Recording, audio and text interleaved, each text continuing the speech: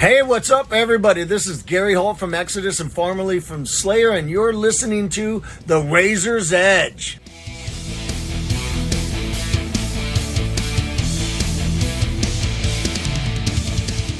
Ladies and gentlemen, welcome to the Razor's Edge with Jamie and Tom. Joining us today, to talk all about their brand new debut full-length album, Blood, Fire, Magic and Steel, which may I say has the greatest album artwork of all time. There is no competition. Move over Appetite for Destruction. Available May 12th. It's only Jack Reynolds and Tom Odell from Battleborn. Hey guys, pleasure to be here. Glad you have excellent taste in album art. Off to a great start. Yeah, that's more Jamie's realm, the old 80s side of things. So I'd be like, yeah, is it? Okay. It's spectacular artwork, it is. I can confirm that your colleague is correct. It is the greatest album art that has ever been seen. It is. Yeah. Phenomenal. Before we actually get into it, who made it? Who designed it? So that was a man called Stan Decker, who has done well. When we were researching, we actually found that he'd done a whole load of our favorite bits of album artwork, and he was just a complete joy to work with. You know, we gave him a brief that included the words "a bear with abs," and he didn't seem to mind that. So it was a match made in heaven. Why a bear with abs? Just out of curiosity, was it just random? Just makes for a better album, to be honest. If you've got that. I mean, yeah, that shut me right down, didn't it? So, yeah, absolutely. To be fair, it worked. I opened the album cover and went, this album's going to be great. I hadn't even pressed play yet, and I knew this album was going to be great, and it was. So there we go. Yeah, wonderful. We seem to have a bear with abs on all of our artwork that we've ever done now. So obviously we're just committed to that forever.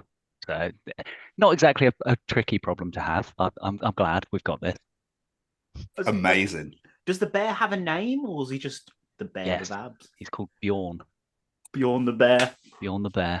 Yeah. Phenomenal. Bjorn is his full name. Oh, move over, Eddie. Bjorn is now here. Oh, what? I mean, yeah. Anyway, let's get crack-a-lacking. That is just not how I thought this would begin, to be quite honest. Let's go back a little bit. Obviously, 3 years ago, the world shut down. So how was your guys' pandemic season? I know it's kind of still a thing, but it's not really obviously what it was. So how was the last few years been for you boys? Well, it was a really weird time for us. We sort of had been working on the debut EP, self-titled EP, for quite a while. It was pretty much like ready to go, and then, as you say, everything stopped, and we didn't really know what to do. We couldn't do all the things that we were very excited to do, like go and play shows with our music that we've worked very hard on. So, I mean, we released it anyway, and kind of just threw ourselves straight into this album that's coming out soon.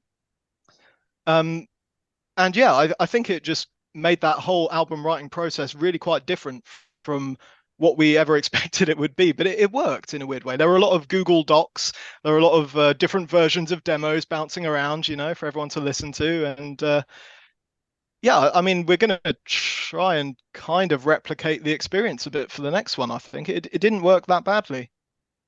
I mean, it definitely did help that we couldn't go outside, so all you could do was write metal. Whereas yeah, I think, yeah, we'd had loads of rehearsals. We were pretty much show ready in March 2020, starting to think about, we should start booking some, and then everything just, well, we all know what happened. But yeah, that was pretty poor timing. But we sort of thought we've got the EP, we could sit on it until we've ever played a show, or we could just really throw ourselves into online marketing and just try and, you can't really force something to go viral, but just sort of make the most of everyone being stuck at home and being on their phones, their laptops. And I think it worked well. The EP definitely got heard, which is good. Phenomenal. I love that people were productive during the lockdown. It's the best thing to do instead of sitting there. Just make yourself productive. But I never really thought about that, what you were saying there with the writing process. Like, normally you'd be in a studio and you go, I got an idea for a riff. What do you think, guys? Great. But instead it's set up a microphone. When you get a chance, can you listen to this? Let me know what you think. And we'll go from there. Yeah, it's crazy. We also have like really different routines in the band. Like Will is such such an early bird, and I'm quite a night owl. So it was almost like at any time of the day, something could be going on in terms of collaboration or trying something new and sending something around. Quite exciting. Love it. But when did you guys actually start then? Because obviously, say you released the EP at the start of COVID, so you must have been quite a new band. Well, yeah. So the roots of the band go back to 2018, I think. So me and Will, who's the other guitarist, we were on the drive back from Wacken Open Air in Germany, Nice. and we were just really quite sad to be leaving metal because we do quite like heavy metal. And we happened to have an iPad with us in the car, and there were like 6 of us, I think. And the long story short is we got back to England and we'd written Bring the Metal Back on GarageBand and like tailor-made lyrics about bringing back heavy metal, like purposefully crafted the perfect festival song, but the double key change, the crowd chanting back at you, and yeah, we got back and we obviously messaged Jack straight away because he's the only power metal singer I know. Obviously, you're in this project, yes, and he agreed. And yeah, and then we sort of just started writing songs. Had about 10 at one stage, I think it was, and some of them were a bit crap, so we binned them. And it's sort of it took a couple of years to really find its feet, but we eventually solidified a proper live lineup, properly recorded the 5 songs that we had left, the EP, and yeah, as we said, we're ready to go beginning of 2020. Yeah, Perfect timing. It really is perfect timing. Thanks, pandemic. Thank you so much. Of all the tragedies that COVID has brought us, this inconvenience is the greatest. Let's go even further back. Let's go back to childhood. I mean, what actually drew you guys to music originally? Like, what made you want to be a musician? We'll start with you, Tom. So I got into metal really, really late compared to a lot of people. So I don't think I like enjoyed heavy music until I was 17 or so. But I was really into sort of classic bands like Queen, the Beatles. My dad's a huge music fan, so he'd always have music on. And I always I liked singing. So I'd kind of had singing lessons, didn't enjoy singing like crap choir songs at school, but thought, oh, is that the only thing I'm allowed to sing? But then eventually when I did listen to Hybrid Theory for the first time as an angsty 16-year-old and thought, oh, hang on a second, there's something here. I just started thinking, okay, yeah, this is the music. I found the music I'm supposed to be doing, and kind of it just spiraled from there. Got to uni, found like rock sock, found the whole spectrum of heavy metal that's out there, and just dived into it. Started a couple of bands that didn't go anywhere, as is the way. Yeah, I think pretty much it. Nice. That's awesome. It's crazy though, because normally people, I mean, I grew up on it. My dad was into Nirvana and Nine Inch Nails and Maiden and Zeppelin. Not so I literally was the whole way. I've dabbled in dance, dabbled in a bit of R&B. Does it know you've always got this one song that you go, I shouldn't like it, but I really do. Oh yeah, I've got a lot of those one songs. Actually. Yeah, we did. Our talk playlist has a lot of those one songs. In fact, it's mostly those one songs. I mean, like now, just fucking like anything because you get. I mean, I'm in my mid-30s now, so I don't give a shit. Like NSYNC, fucking right, that's going on. Anyone got a problem? Fight me. Yeah. What about you, Jack? Yeah, for me, it was mostly a man called Meatloaf. May he rest in power. Long car journeys. Mum's favorite CD. Always asking, Mum, put on the one I like. The rest is bullshit. And I don't know, maybe early teens then I sort of realized, oh yeah, there's heavy metal. That's quite fun. Got into Maiden. There's a similar kind of vein to Meatloaf with the operatic nature, the theatricality of it all. And yeah, haven't looked back. Love it. So how did you guys meet then? So it was at university. Tom mentioned Rock Sock. That was the rock society at the university we went to. I was a few years ahead of you, I think, Tom. Yeah, when I joined uni, you were in 4th year, I think. So and you were in the same year as Will, who's our other guitarist. So it's kind of the University of Southampton has a lot to answer for. Yeah, I think. Well, I was on the society of that, on the committee. I think Will might have been as well, maybe. But yeah, it was really really nice sort of group of people, and you know, the sort of people that you end up just spending all your time with while you're at uni when you should be studying, you know. So yeah, really good, strong set of friends, and it felt like that gave us a lot of no-brainers of musical people to go to when we had this this silly idea of Battleborn. Yeah. It's- Also, Sorry, Tom. because no worries. They were all from different cities at the moment. Southampton's still very much the spiritual home, and we always refer to Southampton as the hometown gig.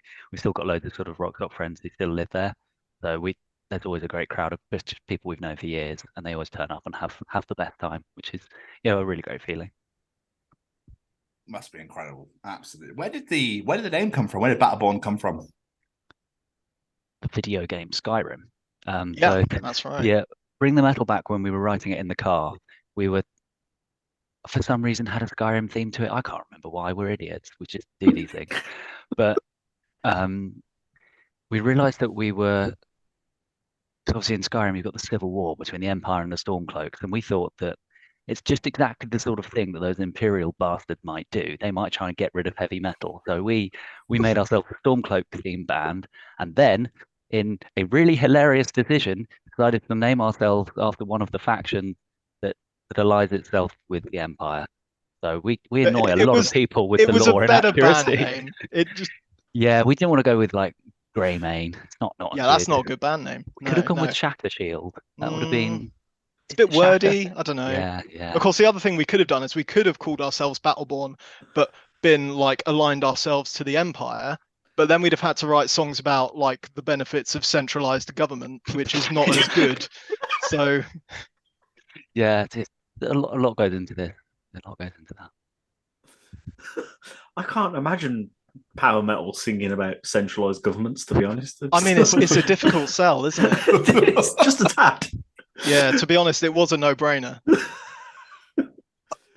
Well, one thing I love about power metal is the fact that I genuinely think it is physically impossible to be sad when you're listening to it. It's just far too much fun. It's way too happy. But where do you get the inspiration for your lyrics? Do you have to get yourself into like a certain frame of mind in order to write them? That's a good question. A lot of it does come from Skyrim, actually. Like quite a lot of it is inspired by certain quests or factions and bits of lore from the games. Not all of it. Some of it is more generic fantasy, and then some of it is just I don't know, about feeling powerful, and that's enough content for a song, to be honest, if you can find enough good words. So yeah, bit of a mix. Yeah, and again, because of the way that we were writing with the lockdown, we'd had Google Doc for each song where the lyrics were going in. Sometimes they'd just be very slowly being chipped away at over weeks and weeks with lines appearing here and there, and they'd go through drafts and drafts and drafts. So sometimes you'd be in a headspace. Lockdown was a weird time. Everyone's head was in a bit of a place. So sometimes the lyrics weren't coming, and sometimes they just click. So the song Blood and Fire, we struggled with for months. It went through so many different names, none of which really works. And then Jack, one day, just I was arrived. in the shower, Tom. I was in the shower when I thought of it. I thought of the two best words ever. Yeah. Chorus wrote itself. We had the song like done. We were ready to bin it, and now it's our lead single. It's crazy. It's amazing just the power of two good words can make that chorus bloody click. Just concerned what happened in your shower to make you think of blood and fire. I don't have to answer that.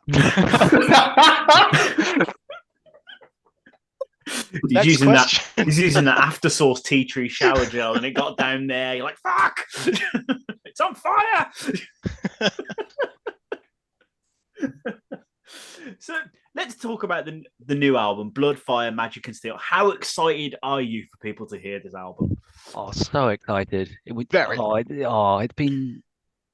We've had these songs for so long now, and we know they're good. We know people are going to love them. I just want to see people enjoy them. We've played quite a few of them live at this point as well, and people try and sing along when they don't know the words, and that's always great. But it'll be great to see them actually know the words that they're trying to sing to. But yeah, I'm so excited. So excited. Yeah, it's going to be fantastic. The whole last tour that we did back in May and June last year, it was kind of for the re-release of the EP that when we signed to Prosthetic Records, they put out with the bonus track and a nice remaster and stuff. But it was a headline tour, and that still wasn't enough material to cover a headline set. So we definitely dipped in quite heavily into the album tracks. And yeah, I think we got pretty consistent comments along the lines of, "Ooh, those new songs are a bit good. When are they coming out?" So yeah, really excited for it to drop. Just on the conversation of not knowing the lyrics properly, I love it when people are there and they go, "Yeah, fire!" Yeah, always my favorite. So good, so good. But you mentioned earlier that you've released Blood and Fire as a single, but you've released Dragon Heart as well. Have they been very well received? Yeah, I think so. They, in quite a lot of ways, they sort of showcase two of the sides of the album there. So Blood and Fire is your traditional double kicks, fast-paced heavy metal, where Dragonheart leans a bit more into that Beast in Black Euro powery sound. And both of them have gone down really, really well with fans, and that's really great to see because it kind of means that they like the whole album, not just the more traditional tracks or the more poppy tracks. So I think, yeah, we're really pleased with it. And both videos have gone down really well as well. They're obviously yeah. very different videos. Great. But yeah, we couldn't really be more pleased, I think. That's good. On the topic of music videos, are you a fan of making them, or do you hate doing them? Covering myself with cold, wet, fake blood at 10 p.m. on a November evening was, Yeah. without question, one of the most unpleasant things I've ever done. It However, was bad.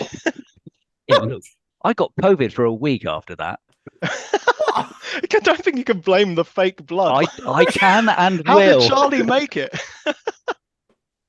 I was but the big but is that it looked amazing, so of course we would all do it again for heavy metal. I mean, we're very superficial. The looks are what counts. Yeah. I ended up with a nice pool of this gelatinous fake blood around my underarms, and pulling shapes, making big motions really quickly.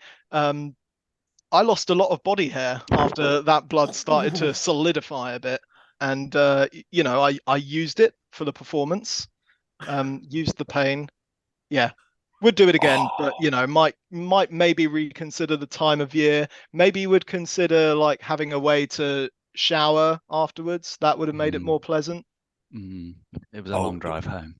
Yeah, it was. I needed to stop for petrol on the way home, Tom. Have I told you this? I stopped for petrol, still covered in blood. And this was maybe 2 a.m. by that point. I think I dropped Will off. And it was the guy working at the petrol station was not fussed at all, which tells you something about Southampton. But another car came, like, pulled in to get some petrol, slowed down to stop at a pump. The guy clocked me, and just car kept rolling through back out onto the road. Decided I don't need any petrol. I love that. Petrol shortage really seriously. Wow. I just love that idea of like, definitely just get some fuel in this. I'll find another one. It's fine. It's fine. How long has it been beeping? Right. I'll risk it. Yeah. There's only another one down the road. It'll be fine. It'll be fine.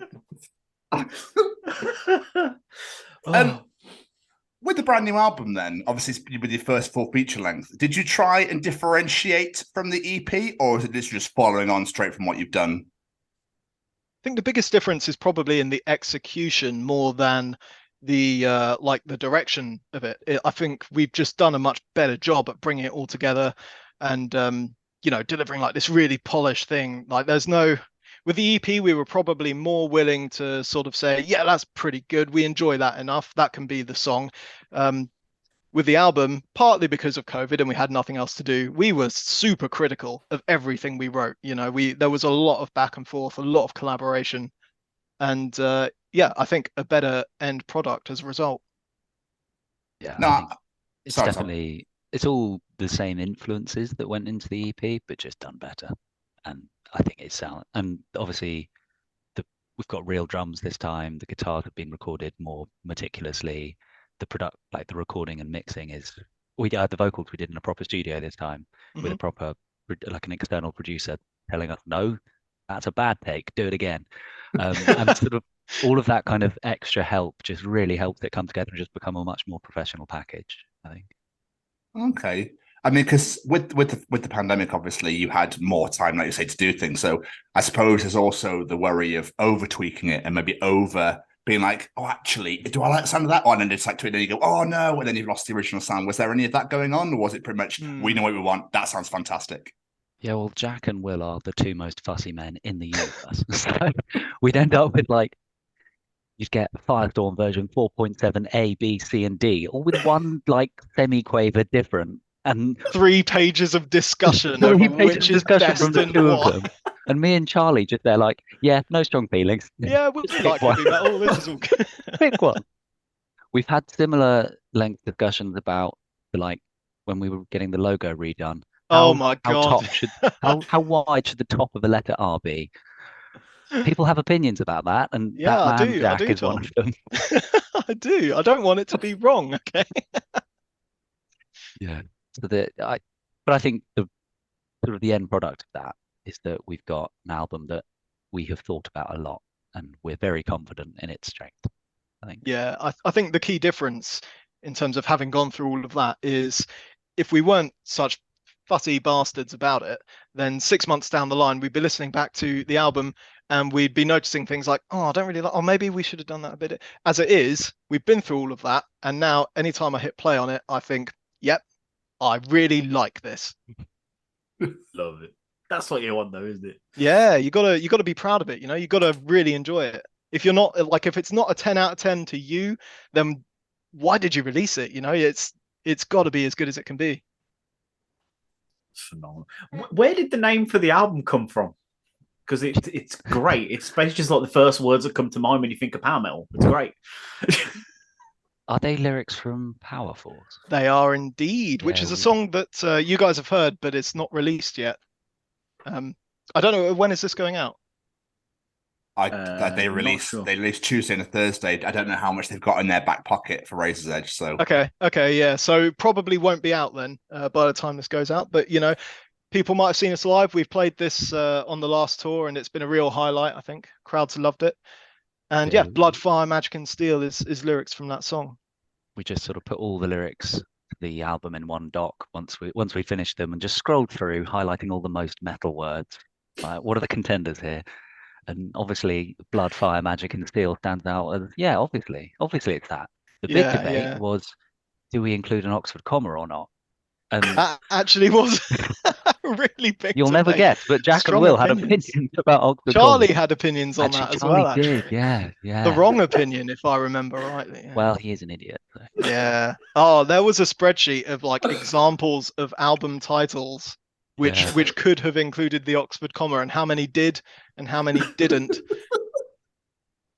I think we settled on the right choice. Yeah, obviously we did. Yeah. Sorry, Charlie, but we did. That's sensational. Oh, fucking hell. Well, you mentioned Power Force. It's definitely one of my favorite tracks on there, alongside Ride North the Winterhold. So that is, I think that one, Ride North, I played over and over, and I just didn't stop listening to it like all day yesterday. I was going, that chorus is superb. Such an earworm. Yeah. Can't stop hearing it once you've heard it once, which I think is exactly what you need in power metal. Yes. What I discovered this morning when I was listening to it is, this is going to sound so bloody macho. I was listening to the album when I was in the gym this morning. Power Force is literally the greatest song to lift weights to in the world. Yes, especially exactly what we were aiming intro. I was like, come on, yes. I was absolutely loving life. I was like feeling really sluggish. That song came on. I was like, come on. Oh, we look like that fucking bear by the end of this. Come on. I'll have to try that. Usually if I'm in the gym, I'm just listening to As I Lay Dying on repeat. That's like macho core. But yeah, powerful. It's got a heck, hasn't it? It's great. That'll do it. Yeah. The timing as well. It's great with the red. Yeah, it's fantastic. Did you find that your abs instantly became as solid as Bjorn's? I did. As soon as the metal came on. I did, exactly that. And I started to feel a little bit like a bear. It was great. Oh, wonderful. Yeah, sometimes you just get that bear feeling and you're like, yeah I'm like a bear now.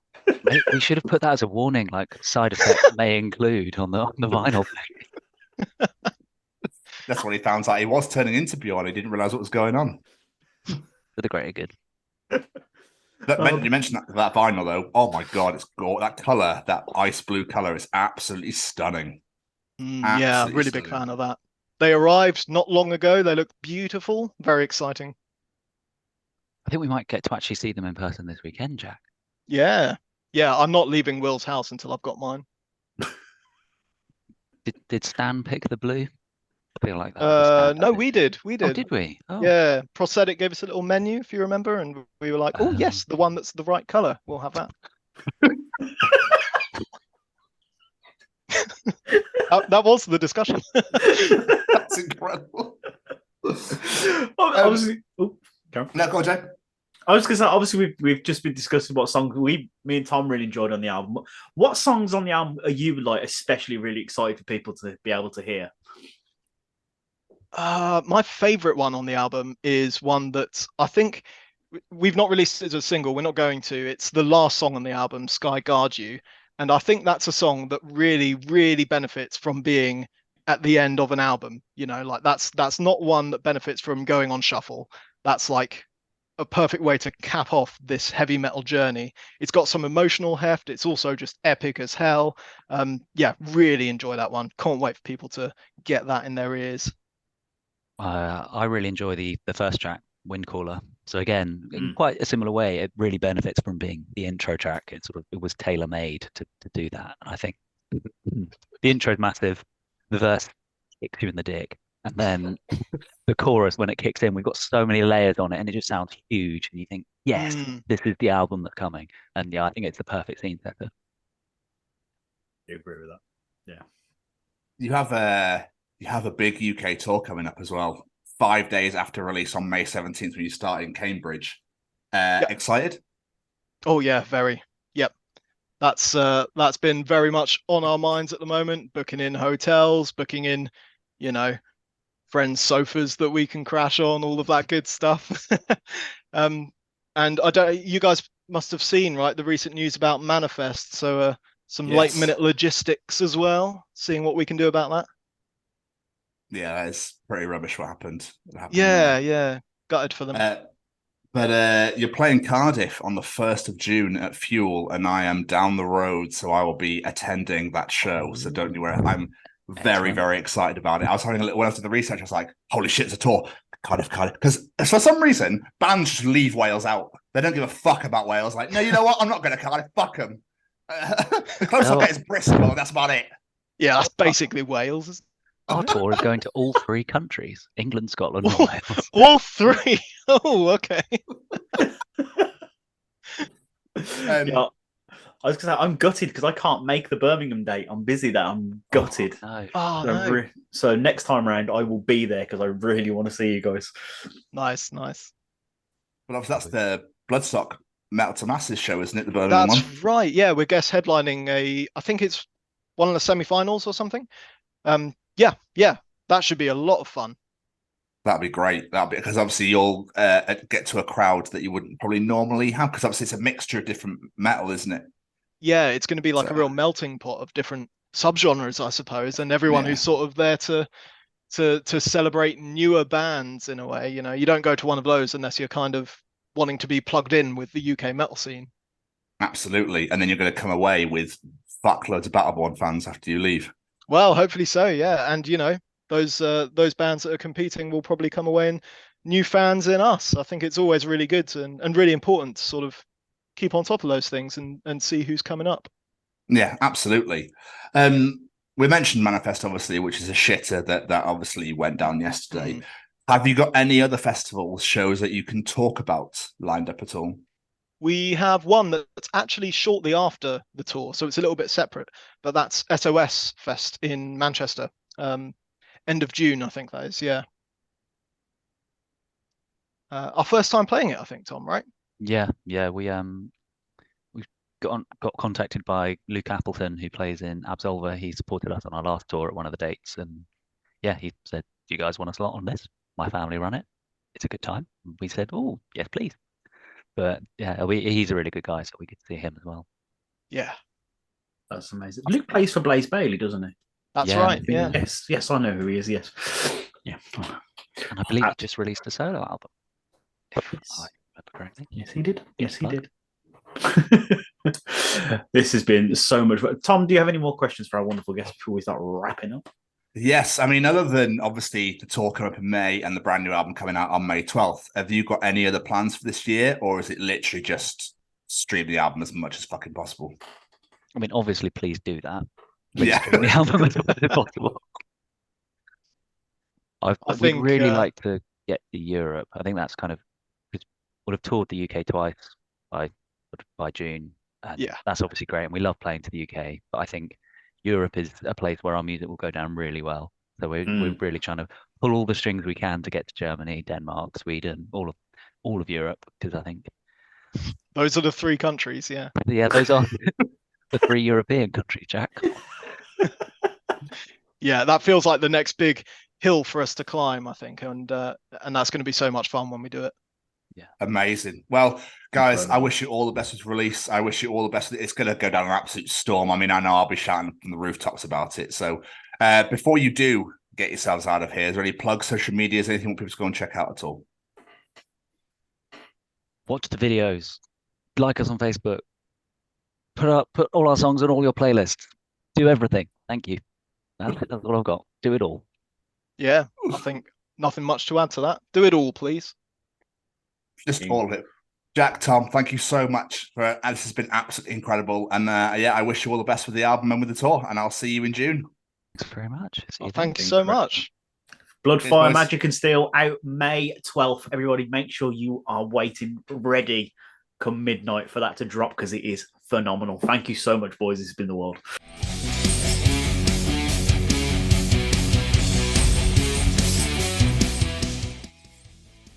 Thanks for listening. Make sure you keep up to date with future episodes by subscribing to our channels. For more information on this podcast, or for all the latest music news, reviews, interviews and more, head over to our website www.therazorsedge.rocks.